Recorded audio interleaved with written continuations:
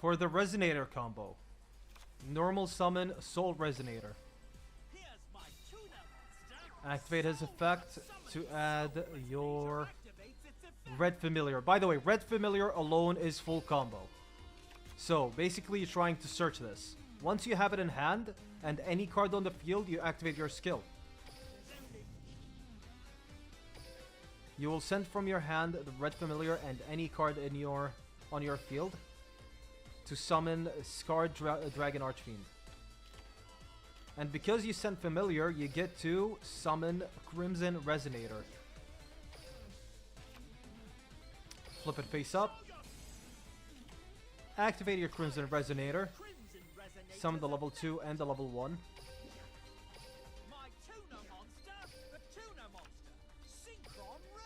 Synchro summon into your Red Nova Dragon.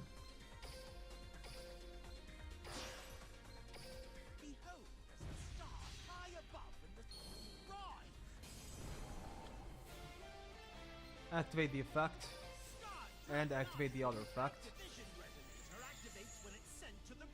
Add your Crimson Gaia or any trap you want. Assuming you did not open Fiendish Golem. Summon Red Dragon Archfiend. Synchro summon into your Disruption Hot Red Dragon Archfiend Abyss.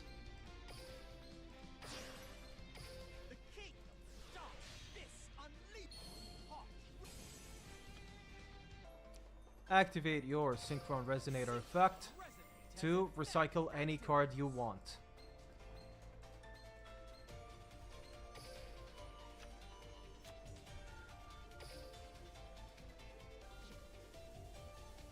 Of course, assuming you're going first with this combo, now you activate the skill. This is the point where you activate the skill. Again. The second effect to select the card to add to your hand. You can basically add an extra disruption by getting Shining Star Dragon and setting up a Fiendish Chain. If you are going second and your opponent has a monster, you can activate this skill right away. Now you can start setting your stuff. You can also use Crimson Gaia, which you searched, to add a trap, but in this case we already have the trap,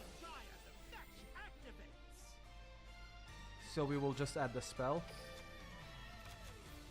Now you can start setting your disruptions. Here are the disruptions you have on this board right now. So, the first disruption we have is Fiendish Golem, which can banish one monster with 2000 attack or more. The catch is, if you do have a Fiendish Chain in the grave or in the deck, after you activate Fiendish Golem, it can set that Fiendish Chain for follow-up for your next turn. The second negate you have is Fiendish Chain. Fiendish Chain, negate one face-up monster, and then you move to Abyss. Negate any face-up card. So if they activate a spell, you can negate it. If you activate a trap, you can negate it, whatever. You can negate anything. And then for the final disruption, it branches out a bit, right? So you have the monster in hand. You will activate it, and it will target the Scarred Dragon to summon it back and synchro summon instantly. Now, you can either go Auxila. If you do go Auxila, because it is a Dark Dragon, your Scarred Dragon in the grave will activate to destroy all attack position monsters your opponent has. So this can be a board wipe. Auxila also, I don't know if it's going to be relevant for you at that duel. It protects your back row.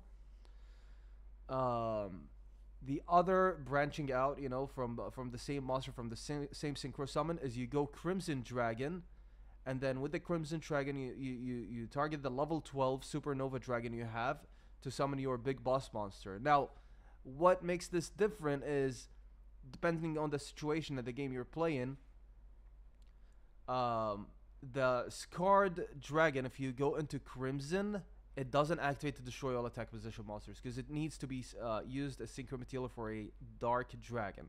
So depending on the situation, depending on the field, you decide which side of these you go for. Okay, here's the deck profile. Basically, it's a deck that I took from Duellinks Meta website, a topping deck. I think it got first or second place in a tournament. So, what is this deck doing? it all revolves around familiar.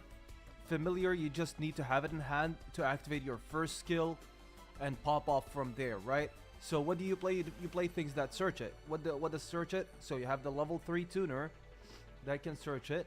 Also, you have Crimson Gaia, the spell. You can search it with it. Also, you can use your Bonfire, the level 4.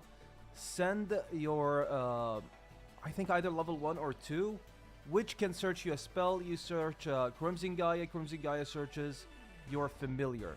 That's basically the big idea. You just need Red Familiar to activate the skill, and you pop off from there just like we saw. You activate the skill, summon the Scarred Dragon and the level 2 tuner. Then level 2 tuner will activate. It will get on the board 2 other tuners. And with these cards, you're going to be able to synchro summon into Supernova Dragon. Supernova Dragon, when summoned, you can activate the skill, set a Fiendish Chain, and summon a level 8 synchro through the level 2. Was it the level 2 or the 12? I don't know. When you synchro summon into Super Red Nova Dragon, you're going to get 2 effects and the skill.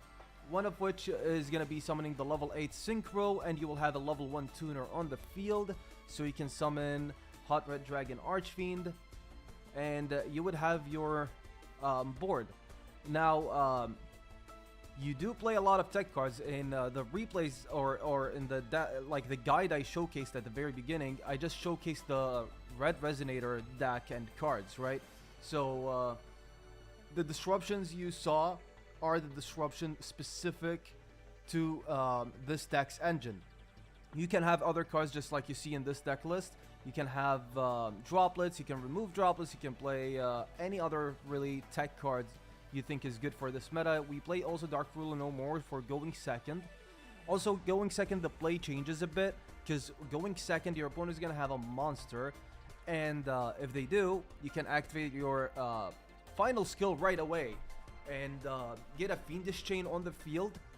That is always, you know, always going to be so good, because you reduce your opponent disruptions by using your Fiendish Chain.